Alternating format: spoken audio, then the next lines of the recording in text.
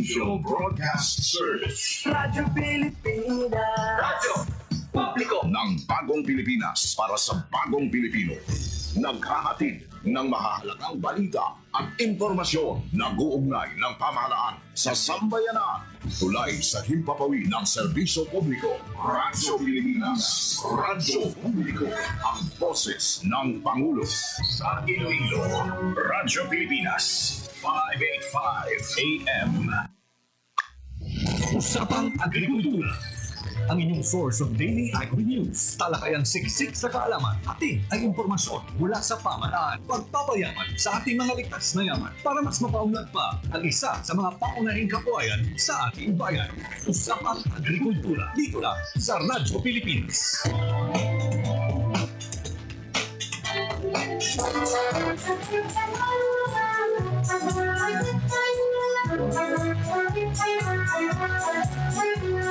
It is common among families, especially in the countryside, to own several hectares of land. Mostly were inherited from the older generation and passed to the later generations. However, as time passes by, only a few of the current generation would have an interest on the vast land they have inherited. When in the early years, the older people are into acquiring vast areas of land, the younger people today would rather work in a rented space to earn a living. This is the case of husband and wife Jose Roy Dipon, a seaman by profession, and attorney Emeline Arboleda Dipon, a former Capiz General and the founder of the Tree Huggers Movement Incorporated, who owned a few hectares of land but would eventually buy the portions owned by their immediate families. They were able to acquire a total of 20 hectares of land. The problem, however, most of these lands used to be sugarcane and corn plantations. These are lands with no existing trees and other vegetation, as required by the prior crops. Seeing the sorry state of the land, they decided to start planting it with fruit trees, and with the help of a friend who offered them seedlings of cacao trees under a pay-later scheme, they made the first step of what is now a plantation of more than 3,500 fruit-bearing cacao trees, covering at least 4 hectares of land, and the planting continues today. They have also started planting other fruit-bearing trees. As Jose would say, they planted the cacao trees without any prior knowledge on how to take care of the crop and how to manage it. During the pandemic, Jose decided to stay for good and get serious with farming and cacao planting. He attended several trainings about cacao management and value-adding products. This gave birth to the Dariagan Arboleda and Dipon, or Dad's Farm in Barangay Old Gia, Maayon, Capiz. He encouraged his immediate families, who also own lands, to plant cacao trees, and the farm workers in the farm are his relatives, giving them the opportunity to earn income without staying away from their families. It was not a smooth sailing experience, however. They were learning along the process of planting the trees up to its fruit-bearing trees. Typhoon Agaton back in April 2022 battered most of his cacao trees, which made Jose frustrated. It was in one of the trainings sponsored by the Department of Agriculture Western Visayas. Jose's passion reignited after one of the speakers told him to consider his losses as an investment. While they have started producing tablea back in pagkasiman tungod sa pandemic, do nahadlok man ko nga at that time nga grabe gid ang infection sa all over the world. Nag-decide na lang gid ko nga maguntat kay tuod nakita ko naga-fruit na ang amon nga mga gintanong nga kakao amat-amat na gadamo. Dito na ko nag-umpisa dayon nga ibalik namon ang tradisyon sang pag-ubra sang tableya. At the same time, dito na ko naga-research upod sa mga taga-DA to add value sa kakao. So dito nag-umpisa na ang paglantaw ko sa fine chocolates na bean to bar. Sa umpisa, ang bulig nga una ginhatag sa akon sang DA, hindi ko ya nagdako sa uma, city boy ako ya. So wala gid ko idea. Ang DA lang gid ang nakahatag sa akon sang basic knowledge, kaga dito man nagumpisa ang akon nga love sa pagpanguma, no. Hindi lang nga mambal naton nga doon napilitan lang, kundi nga nagustuhan ko gid kag nahiligan ko na ang pagpanguma. Tag ang DA, madamo na sila sang ginpangatag sa akon ng mga Production averages 1,000 bars a month. They are now producing 70% dark chocolate, milk chocolate, dark chocolate with nuts, milk chocolate with nuts, white chocolate with cacao nibs, and keto sugar-free chocolate. In the recently concluded Cacao Congress in Cebu City, Dad's Farm Chocolate placed third in the Philippine first flavored tableya making category out of 25 MSMEs in Waterfront Hotel Cebu last July 29, 2024. He infused red mullet or oven-cooked salmonete and nipa syrup in his tableya entry, proving that the chocolates produced in Capiz are now at par with the quality of other established producers across the country. Through the High Value Crops Development Program, or HVCPD, of the Department of Agriculture Western Visayas, Dad's Farm received additional farm support and implements. HVCPD provided them a rotavator, greenhouse, solar plastic, and drums for water storage.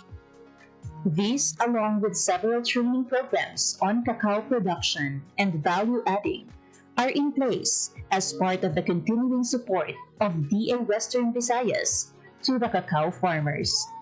The region produces around tons of cacao seeds every year. Its growth has helped propel the agricultural sector as one of the main economic drivers in Western Visayas. This is your Department of Agriculture, Western Visayas.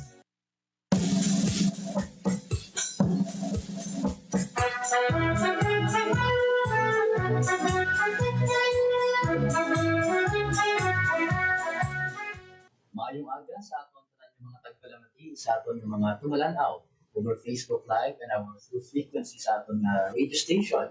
Good morning, and sa aton yung mga farmers, sa aton yung mga fisher folk, sa aton yung mga agricultural technician, ang aton yung municipal agriculturist, subong man sa aton mga provincial agriculturist and city agriculturist, sa aton yung regional executive directors ng Department of Agriculture Western Visayas, Director Dennis Arbia, and ang ating duha, the Regional Technical Director for Research and Regulation, Director Sarnino B. Coelho, and ang ating OIC Director for Operation and Extension, si Director Maria Teresa Solis. Maayong aga sa ating tanan. And yun kami yung natin ang matatapos ng DA Western Visayas sa ating mga attached agencies na ibang pag-iit na nagbubuo sa sektor sa agrikultura, sa kamayan nga aga sa ating tanan. So buong adlaw, panibagong episode, isa na naman ka information. Sir, good morning. Sir, good morning. And of course, on behalf of Dr. Nilo Pilingaya, atong General Veterinary Quarantine Officer under Bureau of Animal Industry, Veterinary Quarantine Region 6. I am once again Dr. General Hilario, the next in rank in Region 6. And kaya kami akong tanan sa maayong aga. We are very glad to be here. We are very glad for this opportunity to present our regulations for the idea of our farmers who are, of course, shipping their commodities. Good morning. Thank you, Sir John. Thank you gid sa taga-DA Raffle sa paghatag sang kahigayunan sa amon subong aga nga ma-share man namon ang mga regulations namon sa Bureau of Animal Industry Veterinary Quarantine Services Station 6, and mayong aga man sa tanan naton nga mga tagpalamti subong aga. Yes, istoryahan natin sa mga document na tawag natin local shipping permit o kanang online sa Bureau of Animal Industry. So, ano pamangkot, ano nga mga sapat o klase sa produkto ang kalakip nga kinahanglan kuhaan sa bali local shipping permit o kung ang ating LSP para sa ating mga viajeros. Yes, sir. Siguro sir, actually the commodities that nga sir no covers ang ating issuance ng permit under Bureau of Animal Industries medyo namo siya. But I think we'll categorize into 4 na lang gid para mas hapos matandaan sa itong tagpalamati. So number 1 sir, number 1 no, ating commodity number 1 will be live animals. If gadala ka sa mga buhi kasapatan, kinahanglan mo magkuha sang permit. Ikaduha, kung gadala ka sang ilang mga products, animal products, such as karne or such as itlog or gatas, kinahanglan mo kuhaan sang permit na siya. Also ng mga meat products and meat commodities, kinahanglan mo kuhaan sang permit. And lastly, of course, animal byproducts. Magkita animal byproducts, amo ni siya ang mga commodities or products from animals nga ginatong makaon, such as, for example, ilang mga skin, mga hide, o mga leather, ilang mga chikindang abe, nga ginagamit sa abono. So those are the commodities na if you're planning to transport those commodities, kinahanglan gid kuhaan sa among permit. Yes, and ang next natin question, kung ano naman ang primary document o kung requirements, mga basic na mga kinahanglan na makuha sa LSP. Okay, sige. May ginatawag kita sir na the Administrative Order number 5 series of 2019. Amo na siya sir ang guide namon kung mag-ship kita sa animal. So, una-una sa mga live animals natin, kung gabiyahe ka mo sa mga dogs and cats, mga kanding, mga baka, carabao, importante, mayara kita mga veterinary health certificate kung nakuha nila sa licensed veterinarian. Ikaduha, sa mga meat and meat products naton, importante, may ara sila nga dala nga Certificate of Product Registration from the Food and Drug Authority, and then may ara sila LTO or License to Operate from the FDA. Sa mga karne man, mga frozen meat man naton, importante may ara sila dala nga meat inspection certificate from the National Meat Inspection Services kung ina nga karne is local source or dili sa mga slaughterhouse na siya ginpangkuha or sa local supermarket. And importante, kung international man niya halin ang karne, importante may ara sila dala nga certificate of meat inspection from the National Meat Inspection Services. However, sa mga meat naton, same lang na sila, CPR, tag LTO from the FDA. And then, kapag ang client naton may dala nga for pasalubong day nga less than 10 kilogram nga for consumption nila nga mga karne, importante may ara sila dala lang nga official receipt sa kundi nila ginbakal ang cooked meat nga ina. And you mentioned ginagawa ang online system, no? Ano naman ang ating proseso sa online submission sa mga dokumento sa BAI online system? Kay sa una manual ang issuance natin sa local shipping permit. Si client makadto sa office namon, dalon ang iyang mga requirements, issuehan namon sa local shipping permit. Sa subong bago na ang aton proseso, may ginatawag na kita nga online local shipping permit issuance system. Sa sino mapaagi, hindi na magkadto si client sa opisina namon as long as may ara siya requirement, ang secure maski diin man siya kag may ara siya internet connection, makakuha gid siya, maka-apply gid siya online. So may duha kita ka process, ano na ang account registration ang una nila nga step. So first step nila, importante may ara lang sila active email address and password. So malagin lang sila sa ndqsd.bai.gov.ph, i-fill in lang nila ang mga basic information kag i-send. Ang next step sina is ma-send na si BAI for account confirmation. So i-check ni client ang ila inbox sa ila email or sa spam nila, dira na ang ma-click ang confirmation padala ni BAI. So once confirmed ang imo username and password, ang third step sina is ang application process. So kadto kagihapon sa nbqsd.bai.gov.ph, i-login mo ang imo active email account, i-register kagina kag ang imo password, and then i-fill up natin ang mga basic information naton kag ang mga shipping details naton. After sina, i-attach natin ang mga requirements na ginapangayo sa DAA 05, and then after sina is isend the dye naton. So from there, mabato na sa system naman and kami sa BAI ang ma-review and ma-approve na dahil sa local shipping permit nila. And speaking of approved, no, ano naman ang criteria sa pag-approve o pag-deny sa Bali 6 application system? Kung sa pag-approve sa aton shipping permit, importante, compliant lang sila sa DAO5 na ginapangayo ang mga requirements. So, pag-comply sila, approve sila. Once na ang mga cases na nagaka-deny ang ila application is, for example, kulang ang ila documents na attach. Ikaduha, sala ang na-indicate nila na shipping details, kag ang sala man ang documents na gin-attach nila, or probably may error sa documents, o di kaya expired ang documents na na-attach, amo na ang mga kaso nga nagaka-deny ang ila application. And ano naman daw ang mga tikang, for example, for some instance, kung may sala sa online application? So once mapato na sa amon ang application nila kag i-review namon and kita namon nga may ara sila sala sa ila application, automatic may ginatawag nga return to sender. Ang application mabalik kay client and then may comments na siya halin sa bai. So for example, nag-ship ka bisang dog and then sa documents mo wala mo ma-attach ang veterinary health certificate kag ang vaccination record niya, ma-comment lang dito si Bain, please attach your veterinary health certificate or the vaccination record. So kinahanglan si client, ma-comply na siya. And then i-submit niya liwat ang i-application para ma-review liwat. And speaking of time frame naman yan, ano ang pagdudayon o panang time frame para sa pag-proseso ng aplikasyon pagkatapos ma-submit sa online local system, yung online local shipment permit system? So, may ala kita 3 days ng processing para ma-approve ang local shipping permit nila. Ang schedule for review and approval sa permit natin is from 8 a.m. to 5 p.m. So, kung gin-apply natin ang atong local shipping permit at 8 a.m., before 5 p.m. may ara na kita status ng atong local shipment, LSP. So, si client, importante, ma-refresh niya ang iyang portal para ma-check niya from time to time kung anong updates ang iyang local shipping permit. And then, kung may senaryo na 5:30 niya bisang hapon na gin-apply ang iyang local shipping permit, ang review sila the next day na at 8 a.m. So, if ever si client man repeated ang iyang errors, no, pagdamo gid siya sala during application niya, kami sa Bai Veterinary Quarantine Station, we make sure ginatawagan lang naman ang client para hindi magbalik-balik ang iyang application pag makayo niya ang tanan-tanan ng mga sala. So, from there, hindi nakalabuot sa 3 days, ma-issuehan din siya sa local shipping permit na.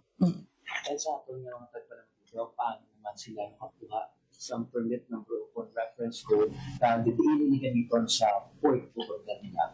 Okay. So, upon na application ni client sa portal natin, ang reference code or ang permit number, automatic na siya gina-generate ni Bai sa system nila. So, ang aning na permit number, ang muna naman ni ang maging basihan sa mga veterinary quarantine inspectors naton sa tanan nga airports kag seaports nga pag-aagyan sa ila shipment kag ang ina i-make sure dira na ang basihan kung ang ina nga permit is legit or hindi fake or hindi siya recycled. And once again, sa ating mga tagpalimati, we're listening sa ating mga personnel from the Bureau of Animal Industry. And sa next natin nga question, Doc, speaking of reference code na mention natin and permit number, ano naman ang dapat ihatag sa border control officer sa airport o puerto pag-abot, especially when we are talking about mga papeles, mga reference code o mga QR code? Okay. So, for example, si client, na-approve na ang iyang local shipping permit na, magabiyahe na siya. So, sa tanan nga airports at seaports na agyan niya, kinahanglan i-present niya ang printed na local shipping permit na issued by BAI and then ang mga attached documents. So, ang kinahanglan na kapag veterinary health certificate, kinahanglan original din na siya. Ang mga meat inspection certificate, certificate of meat inspection, kinahanglan original na. Ang mga handler's license, ang mga livestock handler's license, transport carrier, pwede, o ang mga other documents, pwede kahit photocopy na lang. Mm-hmm. And may ara ba rin, Doc, bayad para sa pagkuha sa mga permit online kag paano yung bayad? Okay. So, ang yung pakatandaan natin, ang BAI local shipping permit is free na siya, wala na siya bayad. Okay. Paano naman masunod, Doc, ang mga security protocols, data privacy naman niya sa pag-upload sa makabig natin mga sensitive mga information. Okay? So when it comes sa mga data nga gina-upload natin online, BAI make sure na secure ang aton data. So una sa tanan, ang aton account or ang aton username naka-embed na siya sa may system ni BAI. And then si BAI, wala na siya gagamit sa mga open source na Microsoft. And then ikaduha, may ara na siya, nakasubscribe na siya sir sa SSL to make sure nga ang website is safe, hindi siya ma-hack, hindi siya masudlan sa mga virus.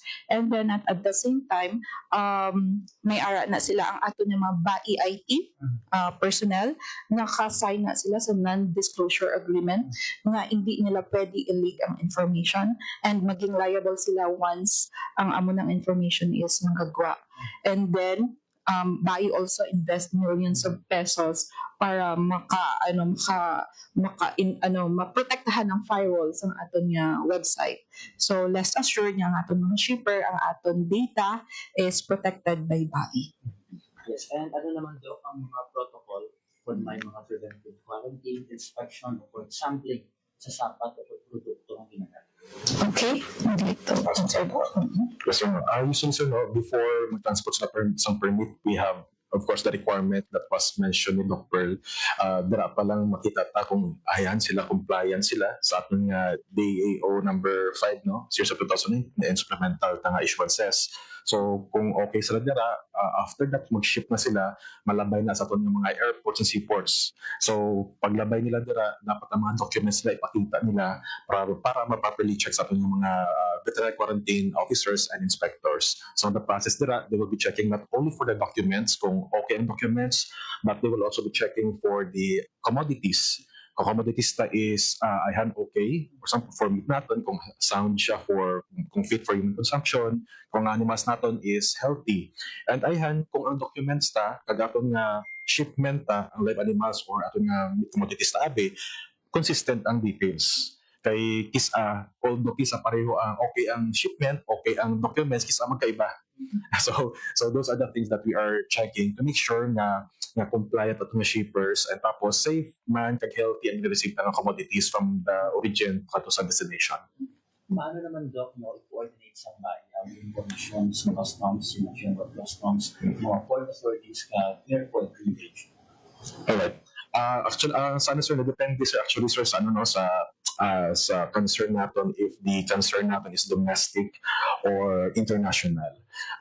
So it depends kung which entity are we going to coordinate. But of course, no, ating coordination with them are actually regular man na siya. We have orientation, we have reorientation, we actually update them regularly kung may ang mga bago na updates sa ating regulation ta. Also, as I said earlier, kung depende sa concern kung ayhan international siya or domestic. Normally, if kag-convince lang pero pag-agi. For example, kung gagi sila sa airport, we'll be coordinating with, of course, the PNP MCU or PNP natin sa airport and also the Civil Aviation Authority of the Philippines. Kung ano naman, kung malabay sila sa seaport, makoordinate kita with either the private port or the PPA, Philippine Ports Authority, and of course, the Coast Guard as well, and atong PNP sa mga port as well.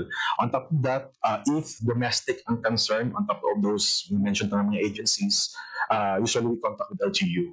However, kung international naman siya, we coordinate as well with the CIQ, what they call CIQ, or the Customs, Immigration, and Quarantine na group. Kasi those are our partners kung international naman. And ano naman ang proseso when we are talking sa renewal o kung pag-extend ng online permit kung kulang pa ang validity. Okay.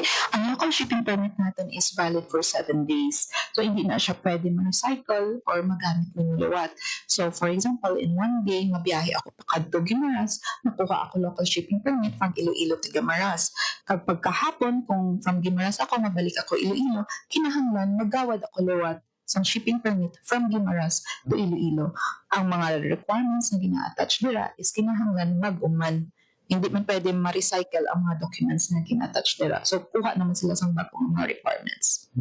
And talking about penalty or fines, ano naman ang mga penalty or fines kung, for example, magsala sa protocols pareho sa late submission o kulang na dokumento? Okay. So for example, awa sila sa seaport or airports and upon apprehension or inspection sa mga veterinary quarantine inspector naton and nakita nga isa ka scenario abi is kulang ang imong documents nga nadala. So paghahatagan ka sa within 24 hours para masettle mo ina mga minor violation nga makahatag kami consideration.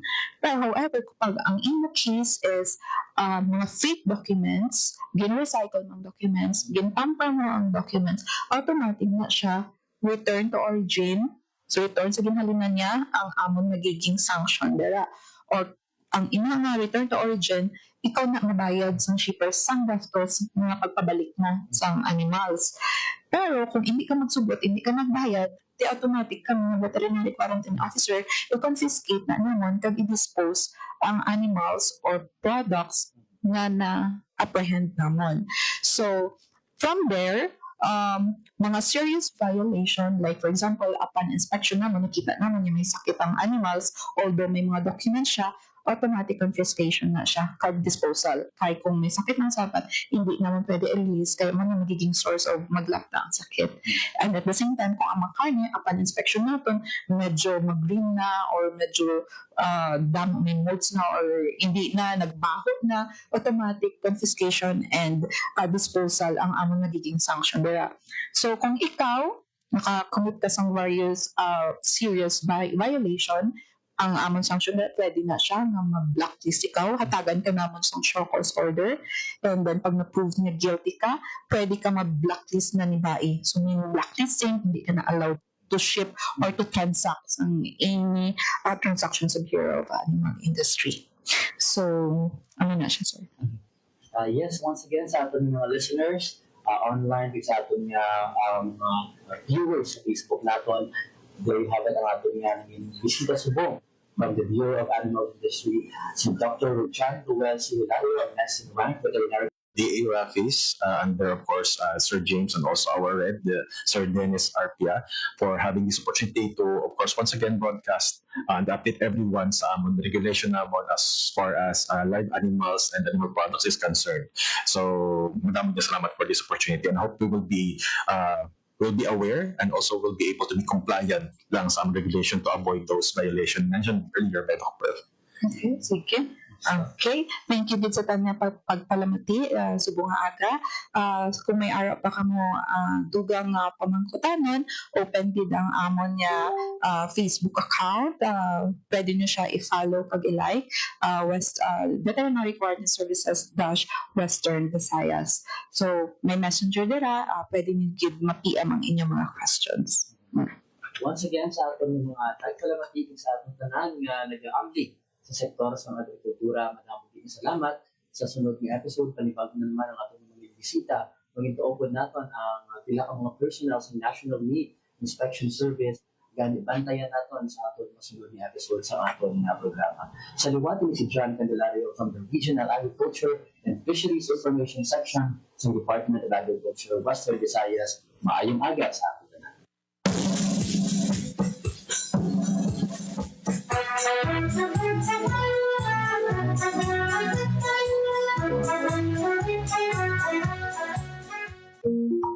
There was a time when calamansi ruled the orchards of Guimaras.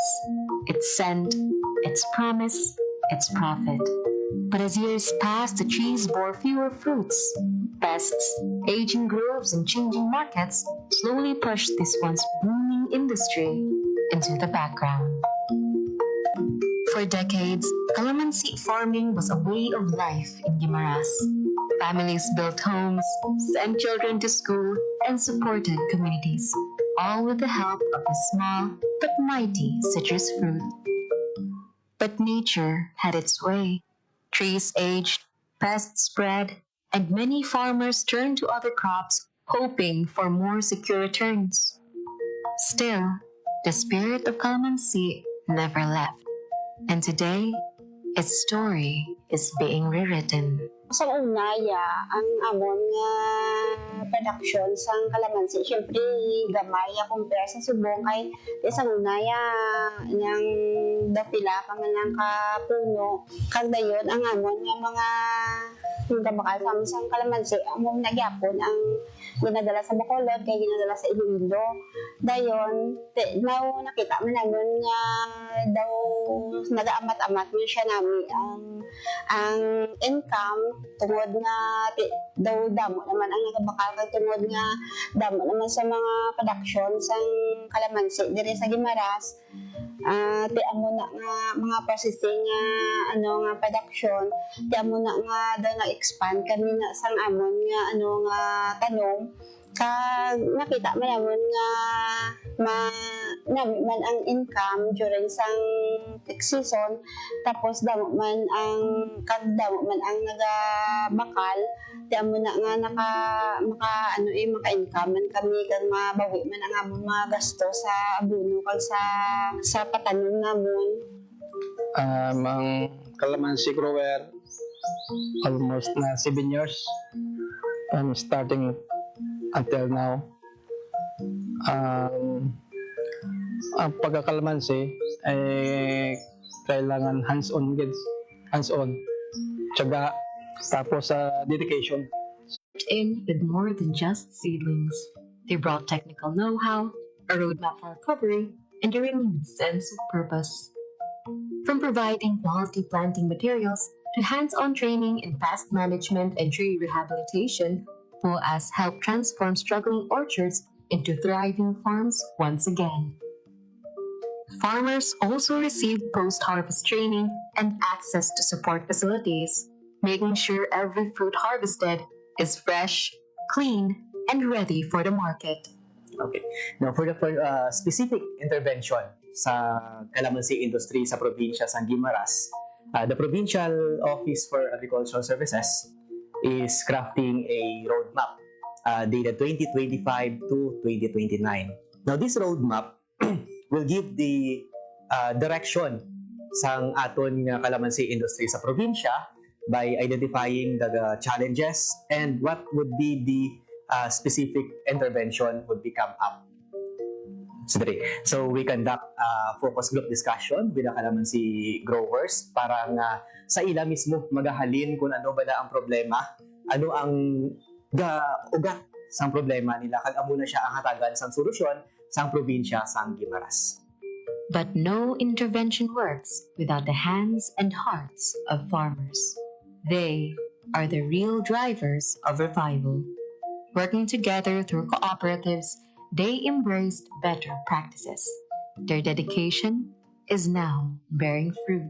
Si GBMPC nakabuligid sa calamansi farmers ang Guimaras paagi sa pag-extend sang loan para nga ma-avail sa mga members sa maintenance sang ilang mga calamansi plantation, kag mahatagan man sila access sa market na kung sa diin may kita weekly nga cluster scheduling para sa baligya sang ilang mga fresh calamansi sa kay GBMPC. Today, Guimaras farmers are doing more than just selling fresh calamansi. They're creating value. Juices, concentrates, and a variety of delicious delicacies are now part of their product lines. With support and training, they've reached pasalubong centers, groceries, and even online stores. Farming has become agribusiness. Ako isa ka calamansi processor sa Barangay Rizal, Hordan, Guimaras.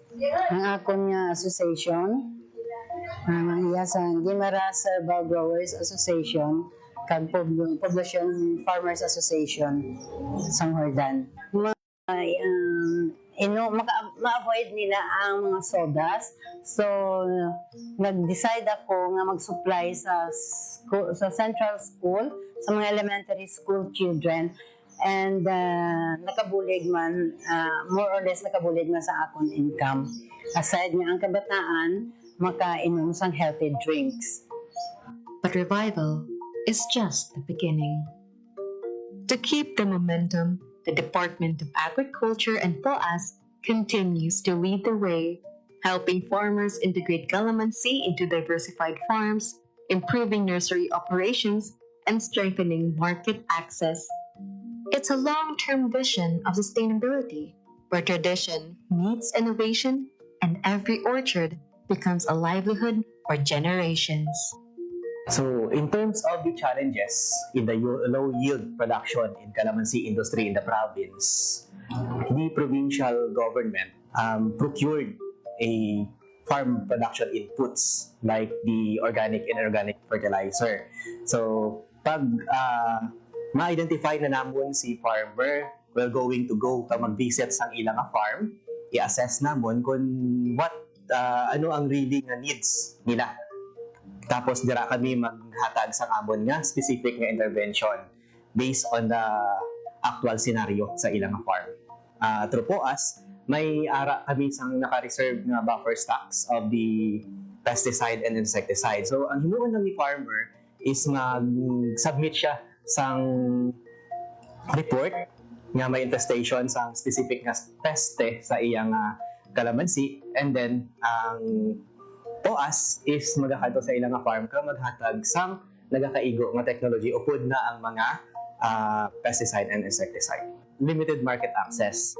Amo na siya ang isa ka dako gid nga challenges nga ginaatubang sang aton nga calamansi growers diri sa probinsya. But sa liwat, nagapasalamat kami sa Department of Agriculture through High Value Crops and F2C2 nga sila naghatag sang processing center diri sa isa ka cooperative sa probinsya sang Guimaras. Now, ano ang makabenepisyo sina? So, ang mga farmers naton sang calamansi growers is direkta nga pwede makabaligya sa cooperative, which is the Guimaras Brethren Multipurpose Cooperative. And then, the Guimaras Brethren Multipurpose Cooperative, amo na siya man ang mag-cater sang other nilang nga supply, kaya ginabaligya man na siya outside in the Guimaras. So, ang role ni province is to connect the farmers into the cooperative. From struggle to strength, from decline to resurgence, calamansi in Guimaras is more than just a crop. It's a story of resilience, reinvention, and the enduring spirit of a farming community that never gave up.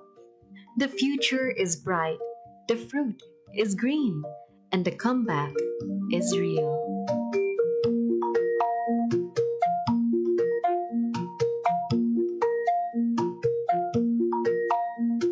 Development. So now there's an integration not only on the agriculture part but also the environment. So that's really one thing when I look at the SLRMA project. That's one thing that attracts me because I know that this is not just a one-shot deal project. No? So apart from the 5 years, I know because it also has a research and development component, and the LGU is visibly and really serious about this project, and I think it's just rightful that the LGU also should be serious about this project.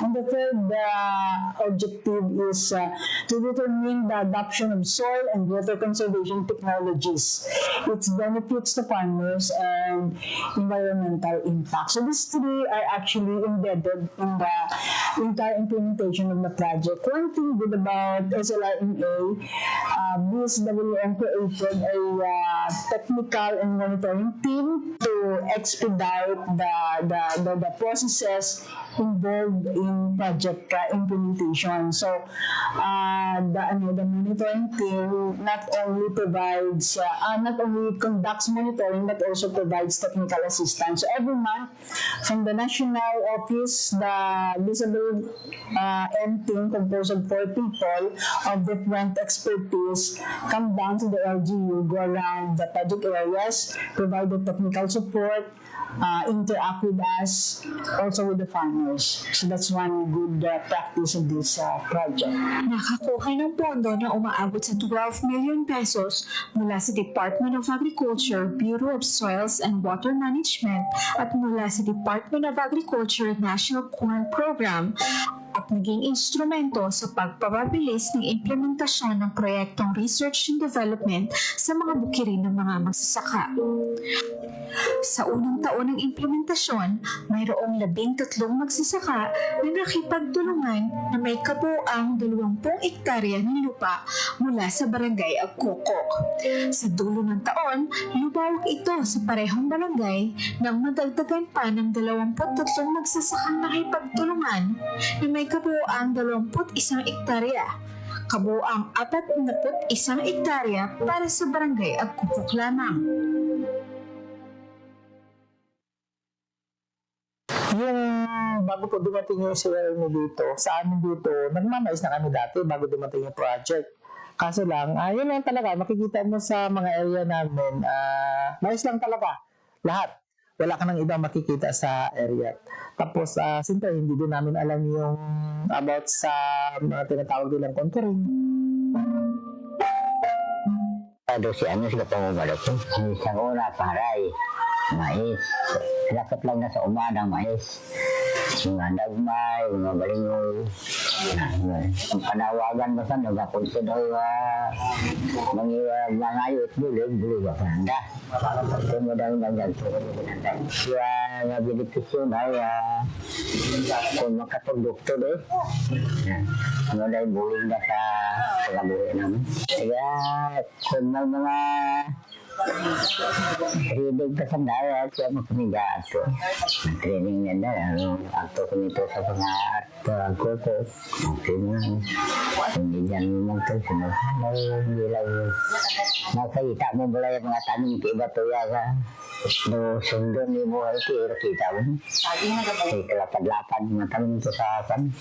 Ano na gano'n nga, pag-alturang Santos na tandaan ko doon, mga ginagturan namin ito ya. Na makabuligid ka mo ito mga tanong nanda. Kaya gusto ko ka irgod mo anda ko.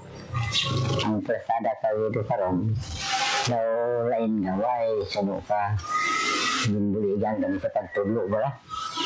Sa una, mga tanong, mga saging, kung kulanan dyan. Tulo ka rin, may mga prutas yung tanong, mga pinya, mga saging, mga maridad ba sa saging? So, nag-aamuat mo isipan mo mga talong naglugang. Nakikita mo ba na ang ining kinaalam na gintudlo sa inyo sa karon makabulig ini siya o hindi ini siya makabulig sa mga para sa inyo? Makabulig makabulig.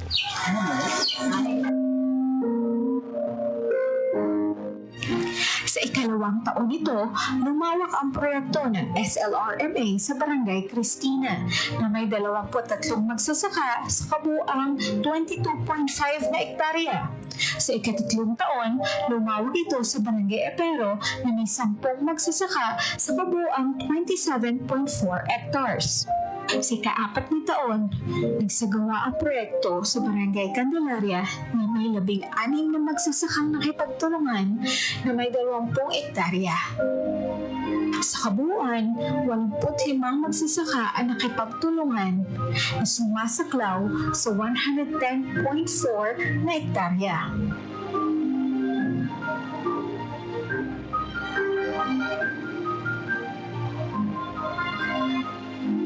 Ako naging OFW, naisip ko, wala na sa Manila, wala kang area nga dako. So, ang naisip ko, magtanong. Kaya wala mo, dito, ginabakal ang tanan mo. Di, nagtanungan ko, galing to, syempre, ang tanong ko, gulay na sang tanan, sang barangay. Ito naisip ko na magbalik sa area ko para at least sa area ko, kung gusto ako kakatanong kung din kung gusto. Amo na gid ako, nagpursige gid ako, after ko mag-OFW, nabalik gid ako sa area ko. Amo na kahit pa paano, nakapundar ako sa concrete na balay, at least natapos ko na akong balay dito sa Manila. Mga ilang taon na, may nakapag-open sa akin sa about sa SLRMA. Bali, ang tiyo ko nga nag-approach sa akon nga basi gusto mo nga tanong sa mga produkto mga fruiteries. Di sa akon wala man problema kasi ako gusto ko magtanong. Di nabaton ko ang project sa SLRMA until wala gani 1 year. Naka-income na ako. Actually, ang na-income ko, dako na gisa na ibulig sa akon sa mga kinawala sa balay, sa mga needs namin, sa mga bata. Ang na dako gid ang pasalamat ko sa SLRMA na amat-amat kasi siyempre hindi man gid ako ang gintao sa SLRMA pero amat-amat nag-iara na bala nga sa mga soccer pero i-expand namon hasta na until sa hindi pa naman naubos ang 10 hectares na pero amat-amat lang kasi siyempre kung di lang tong soccer lang to ang ginadugan namin sa mga prutas about sa paghimo sa chocolate from cacao fruits saging to banana chips tapos sa kalamansi to juice dako gid sa naibulig kay actually gina-adapt ko kag ginahimo ko gid para sa mga bata dako na bulig ang sa isa na nga na tudlo gid sa akon about sa contouring kung gaano kalayo kung paano magtanong kag paano mo maalagaan ng isang puno like banana dako gid na naibulig sa akon kung saan mo kuwaon ng soccer saan gaano kadako kag pila ka bulan ang sang saging dako bidaya kaya nga gusto ko kung may pagkakataon na gusto ko ibulig ko sa iba ang kaalaman ko nga willing ako na magtao sa kaalaman ko na natutunan ko sa SLRMA dapat ko na niyang gintudlo sa inyo dapat hindi mo na nga sa isip at sa puso mo dapat para sa ulihi i-apply mo sa inyo nga pangabuhi nga kung ano yung natutunan mo sa gintudlo sa SLRMA. Ang contouring ay isang matagal ng epektibong pamamaraan sa pagsasaka. Ito ay tumutulong sa pagprotekta ng lupa laban sa pagkaubos at pagkaguho. Ang proyektong SLRMA ay nakatuon din sa pagbibigay ng mga farm inputs para sa produksyon ng mga magsasaka. Layunin ng proyekto na itaas ang kalagayan ng ekonomiya ng munisipalidad, bawasan ang pagkadepende sa monocropping at itaguyod ang pangangalaga ng kalikasan sa mga magsasaka ng tapas-tapis. Sa unang taon kasi, syempre medyo dagdag sa konting oras trabaho kasi gumagawa ka ng content paninibago sa pagpa-farm kasi may contour na tsaka may konting diferensya na sa kinikita mo sa pag mamais po. Mga 1 year may konting diferensya na po. Ang pagbabago sa mga siguro nakikita ko sa pangalawang taon na. Ang una kong inani sa kunto ko is pineapple. Pineapple kasi ang nakita ko doon, malaking bagay po na sa wine apple ko, nakapag po ako ng 15,000. Sunod nun, sa banana, medyo lumaki ang medyo may ka-diferensya konti sa mais, pero pagdating naman sa banana, nabawi po yun. Parang, kumbaga, another income po. Malaki. So, first na, ko po, nasa 10,000 po yun. Marami na rin kami mga trainings na So, ang naitulong nun sa akin, sa training, mga trainings, kung paano mag-manage ng farm, tsaka hindi mo sabihin na dahil doon sa project, tsaka tulong ng gobyerno, mahirap sabihin na wala kang proof. Malaki siguro, tsaka sabihin ko sa iyo na ma'am na ang naitulong ng project sa akin mula sa simula hanggang sa ngayon yung project namin. Yun na po, yung bahay ko na yan, yung bahay ko. Nakapagpatayo, malaking naitulong sa akin ng project nan kasi Siyempre, kung ibase mo lang sa pagsasaka tsaka sa income ng teacher, hindi ka makapagpatayo ng ganyang kalaking bahay. Upang higit pang ipaguyod ang inisyatibong ito, nakipagtulungan ang TAPAS sa iba't ibang tanggapan. Kabilang nga ang Municipal Disaster Risk Reduction and Management Office, Municipal Environment and Natural Resources, Municipal Social and Welfare Development Office, at ang LGU Gender and Development Office. Grateful gud kami diri nga nag-abot ang project sa amat-amat, ma'am, nakabulig sa ilang pangabuhi. Makita na namang subong ang ilang sitwasyon sa amat-amat, ilang balay nag-aarasinso. Kay gabis man kami, ma'am, sa testimony sang amon nga farmer mo, kay kada isa gina-interview namon. Nag-visit gina namon sila, ma'am, ako weekly. Ang amon niya nga DSWM monthly. So makita din namon, ma'am, ang improvements ang amon nga mga ka-operator. Isa sa mga mahalagang resulta ng proyekto ay ang pangpapaunlad ng bayanihan spirit sa mga magsasakang nakipagtulungan.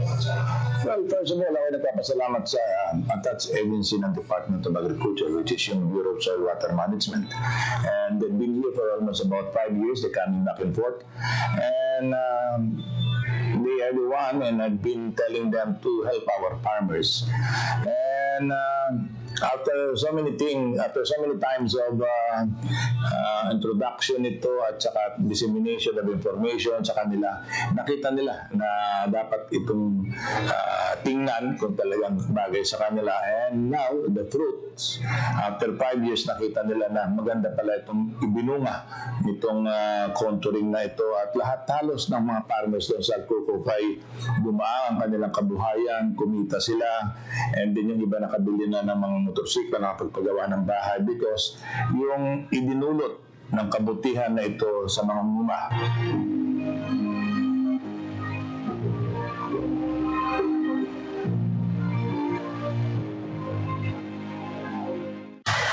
Malaki po ang pasasalamat ko sa mga taga-BSWM Department dahil po doon sa proyekto ninyo po. Malaki pong tulong at saka pagbabago ng pamumuhay namin mag-asawa. Gaya ng dyan, kung nakikita ninyo sa akin, maliit lang yung dyan, ma'am, yung pinapakita ko sa inyo, maliit lang yan, nasa 10.4 lang yan. Pero ang income niyan sa isang taon, sasabihin ko siya, mahigit mga 50,000 yan. Ang income niyan. Maliit na nga yan, ma'am, kasi ano yan eh, kumbaga integrated talaga. May kalamansi, saging, kakao, mais, may mga talong, may mga ano din yan. Basta marami po yun, ma'am. Malaki talaga ang pasasalamat ko sa BSWM dahil sa mga trainings na pinarating nila kasi dahil doon marami kaming natutunan, lalo-lalo na ako ito sa akin. Pag ganito, kahit konting area lang, kahit hindi umabot ng 1 hektar, sigurado ako pag ganito ang gagawin ng isang farmer sa farm nila, sigurado ako malaking naitulong din sa hanap buhay talaga. Ang bayan ng Tapas ay patungo na sa pagiging isang bayan na kilala sa produksyon ng organikong agrikultura. Isang positibong hakbang patungo sa sustainable at environmentally friendly na pamamaraan ng pagsasaka. And from day one ako mo po, sabi ko, yung na ibinababa sa amin dito, pinakamaganda niyan kung mag-uusap-usap muna tayo rito at malaman kung ano ba talaga ang kinakailangan namin dito. And sinasabi ko ito dahil mahal ko talaga ang mga farmers. Okay? Ito ang kabuhayan namin dito sa munisipalidad ng Tapas. Halos lahat dito ang alam na hanap buhay ay ang pagtatanim. Okay? At dito ko ibinubuhos ang aking nalalaman at pasalamat ako at nandiyan yung aking mga empleyado na sa Department of Agriculture na hindi sumusurrender in spite of the fact na yung terrain namin dito ay napakahirap. The weather is another one. Unpredictable ang weather dito. And yet, nakikita nyo naman siguro ang resulta na from nothing, we were able to develop something. Okay? And hindi kami titigil na hanggang dyan lang ang maabot nila. Sabi ko nga from the start, gusto ko itong maging modelo na maging self-reliant, masustain nila lahat ang aming ginagawa dito at kung pwede, ay kami ang magpakain sa buong Pilipinas, which kung kakayanin, ay talagang hindi naman imposible ito dahil sa laki at lawak ng aming lupa. Hindi lamang binago ng proyektong SLRMA ang mga praktikal na pagsasaka, kundi pati na rin ang mga buhay ng mga magsasaka sa Tapas. Nagbukas ng landas patungo sa mas maliwanag at mas matibay na hinaharap. Habang tinitingnan natin ang hinaharap, tumayo ang Tapas bilang patunay kung ano ang maaaring maabot sa pamamagitan ng pagtutulungan, dedikasyon at pagtitiwala sa mga kalikasan na pag-unlad.